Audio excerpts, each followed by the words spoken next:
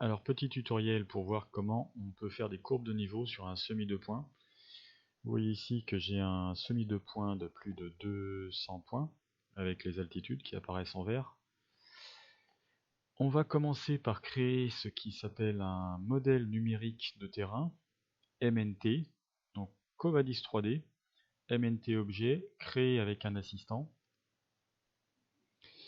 Et là, je n'ai qu'à suivre les indications suivant dessin courant, c'est-à-dire le dessin actuel. Topogis, c'est l'ensemble de tous mes points qui sont repérés sur le plan. Filtrage planimétrique, je ne vais pas choisir de filtrage planimétrique, c'est-à-dire que je vais prendre tous les points présents sur l'écran, je ne vais pas faire une sélection d'une partie de l'écran. Je vais prendre en compte tous les points donc, qui sont entre altitude de 38 mètres et 53 mètres. Je vais ignorer par contre les points et sommets d'altitude nulle. Ça pourrait être des petits bugs qu'on a sur le dessin qui après vont pas mal embêter le MNT. Il a lancé les calculs, Covadis, donc il a repéré 244 points. Et le MNT, cette espèce de toile d'araignée qui va tisser entre chaque point, va être placé dans un calque terrain naturel MNT, terrain naturel modèle numérique de terrain, en vert. Donc je fais terminer. Alors comme d'habitude, Covadis va m'écrire un fichier de points dont je n'ai absolument pas besoin. C'est inutile de l'enregistrer.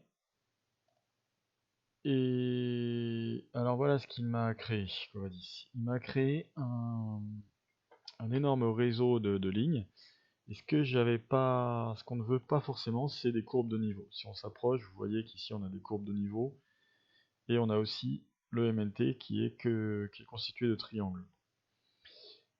Alors c'est bien, j'ai mon MNT, je vais juste geler parce que les courbes de niveau, je vais les faire à ma façon. Alors pour ça, je retourne au Covadis 3D, courbe de niveau, et je vais choisir le mode automatique. Il me demande de sélectionner un contour. Là, en l'occurrence, j'en ai pas besoin. Je vais prendre toute l'étendue de ce semi-point. Je fais Entrée. Et voilà le nerf de la guerre. Ici, il a déjà sélectionné deux options, c'est-à-dire que tous les mètres, je vais avoir des courbes de niveau de couleur verte. Ici, je vais cliquer sur la prévisualisation. Voilà, on voit ces courbes de niveau. Je vais avoir également des courbes de niveau rouges qui seront espacées de 5 mètres. Alors je peux très bien les décocher, ça donnerait ce résultat. Alors c'est quand même mieux avec, c'est un résultat plus propre. Et là je vais faire OK, et voilà, les courbes de niveau, je peux les modifier autant que je veux.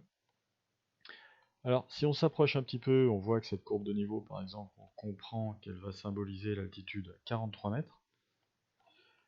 Mais c'est pas forcément parlant pour quelqu'un qui ne serait pas géomètre. Donc ce qu'on fait habituellement, c'est qu'on va coter ces courbes de niveau. Donc toujours dans courbe de niveau, Covadis 3D, et je vais aller dans cotation courbe. Et ici, je vais en général cliquer l'option selon des axes saisis par deux points, et je vais choisir de cacher la courbe sous le texte. Alors qu'est-ce que ça signifie? Ça veut dire que là, je vais tout simplement dessiner une droite où va se placer toutes ces cotations. Ça va donner un résultat assez propre. Et la deuxième option que j'avais cochée à l'instant, c'était la possibilité de cacher la ligne, vous voyez, qui va disparaître sous la cotation. Sinon, la cotation va être rayée, ce qui n'est pas très visuellement réussi. Voilà.